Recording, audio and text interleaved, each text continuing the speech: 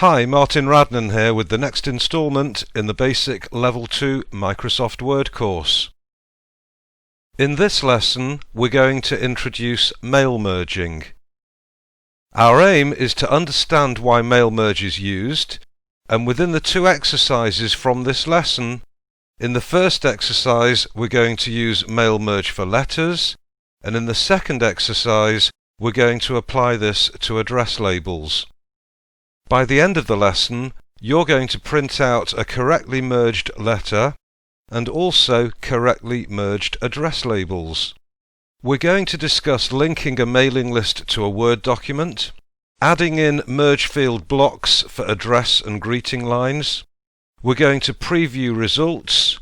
We're going to cover line spacing within merge field blocks, and finally the setting up and printing of address labels.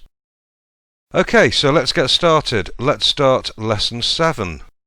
If you open your web browser and head for the associated website ict4ocr.com/ECDL, head for the Word lessons, and then let's select Lesson 7, Rusty Jukebox. Let's start with Mail Merge Task 1. We're going to need to download the letter from here and download the database from here. Save both of these files to your user area and then open the instruction sheet which you can find over here. The letter is called RJP Poster Letter and looks like this, and the database is called Customers and contains three tables: Nottingham Customers, Address Labels, and Customer Letter. Now, if on your computer you don't have Microsoft Access available, you don't need to open this file using Microsoft Access. All we're going to do is to link it to a Microsoft Word document, and it's the Microsoft Word document that's going to read the data that's inside. Okay, so let's get back to where we were. Hopefully you've now downloaded the letter, the database and the instruction sheet. So let's open the letter and also the instruction sheet. The instruction sheet is a general overview of mail merging. It begins by asking us to open a Word document, preferably a letter. For the purposes of this video, I'll use the Word document Rusty Jukebox. So, head for the Mailings tab, then Start Mail Merge, and then Letters. Next, click on Select Recipients and choose Use Existing List. And now we need to browse to the folder where the database or mailing list is saved. Select it and then click Open. Usually you'll want to merge data from a query or a table. For our example, we want to select the customer's database. We will then be presented with an option. Just select whichever table you want from the database. In our case, select Customer Letter and then press OK. Now we need to insert the merge fields that we'll require. Make sure that you put your cursor in the place where you want each of these merge fields to be inserted. We can either choose individual fields to be inserted, or we can insert an address block or a greeting line. In this exercise, we're going to insert an address block and a greeting line. So, back to the Mailings tab, and this time click on Address Block.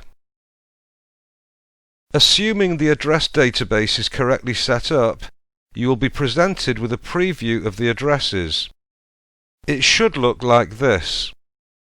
Once you're happy, click OK. The address block will be inserted as a merge field like this. So what you'll see is a double less than sign, then the word address block, and at the end a double greater than sign. Next, position the cursor on the left one line above the body text, and this time from the Mailings tab click Greeting Line.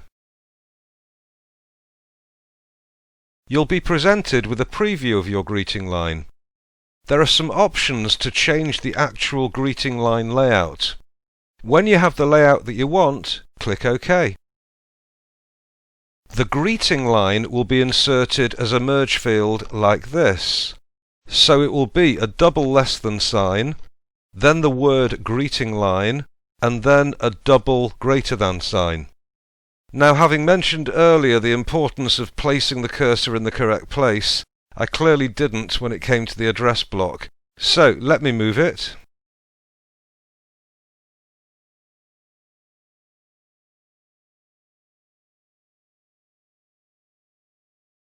And that's better. Now let's look at how to preview the results to see the actual addresses and greeting lines in the letter. So click on the Preview Results button, and this will allow us to view the merged data. So here we have Mrs. B. Smith. If we click to the next one, Mrs. D. Coughlin, and the next one, Mrs. E. MacDonald. As we can see, the address is spaced out a little bit too much. So select all the address text, and then on the Home tab, use the Line Spacing Options button.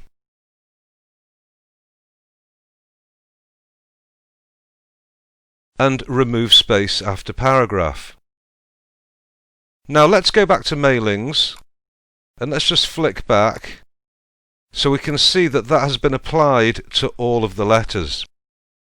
So at this stage, the letters should be ready to print. So on the Mailings tab, click Finish and Merge, and then choose Print Documents. And the printout looks like this. Okay, so that's a basic mail merge using address blocks and greeting lines. Please save your work, and we'll now move on to Merge Exercise 2, in which we'll discuss printing address labels. That's the kind of addresses that go on sticky labels on the outside of an envelope, or an envelope if you prefer. Okay, so using our web browser, let's navigate back to the associated website ictforocr.com/ECDL. This time we're looking at Mail Merge Task 2. And this time we're going to create a brand new Word document, and we're going to set it up for producing mailing labels. Open the instructions, which can be found under Mail Merge Task 2, Instructions 2, and then let's start by opening a blank Word document. As before, open the Mailings tab, click on Start Mail Merge, and this time choose Labels. Now there are a number of options you have to change. First, change the tray to Default Auto Select. Otherwise the printer will be asking for paper. Next, choose Avery for label vendors. And finally, for the purposes of this exercise, select L7162. This gives the label size, and then click OK. Head for the Mailings tab again, and this time click on Select Recipients, choose Use an Existing List. Now browse to the folder where the database or mailing list is saved. In this case we're going to be using Customers again. Select it, and then click Open. Usually you'll want to merge data from a query or a table. So choose the query or table that you want to merge, which in our case is address labels, and then click OK. Now that we have the database linked to the Microsoft Word document, we now want to insert the fields that we're going to need. Like before, it's most important that you put your cursor in the place where you want them to be inserted. You can choose individual fields to be inserted, but often it's easier to insert an address block and a greeting line as we did in the first exercise. For the label, position the cursor at the top left, then on the Mailings tab, click on Address Block. Assuming the address database has been correctly set up, you'll be presented with a preview of the addresses. It should look like this. When you're happy, click OK. The address block will be inserted as a merge field in the same way as in the first exercise. So it's going to show a double less than sign, then the word address block, and then a double greater than sign. Now, and most important, click the Update Labels button, and make sure you don't forget to do that. And then let's preview the results. So I can see that the address is spaced out too much. So select all the text. So I'm going to press Ctrl A. Then on the Home tab, use the Line Spacing Options button to remove space after paragraph. OK, that looks better now. Next, put your name in the header. So, Insert, Header, we'll go for blank, and then put in your name.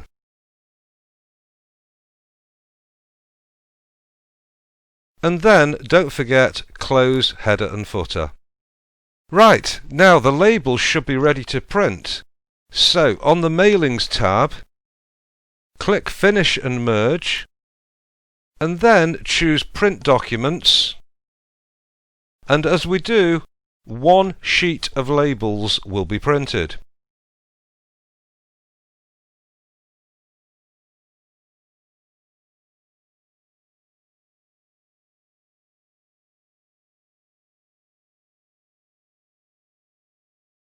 As shown. OK, that's it for Lesson 7. We've been introduced to mail merging. In this lesson, we've linked a mailing list to a Word document. We've used address block merge fields, greeting line merge fields. We've previewed results. We've merged to the printer. We've dealt with line spacing of merge fields. And we've set up the printing of address labels. OK. I hope this is making sense, and we're going to delve deeper into mailing lists in subsequent lessons. OK, I look forward to seeing you next time.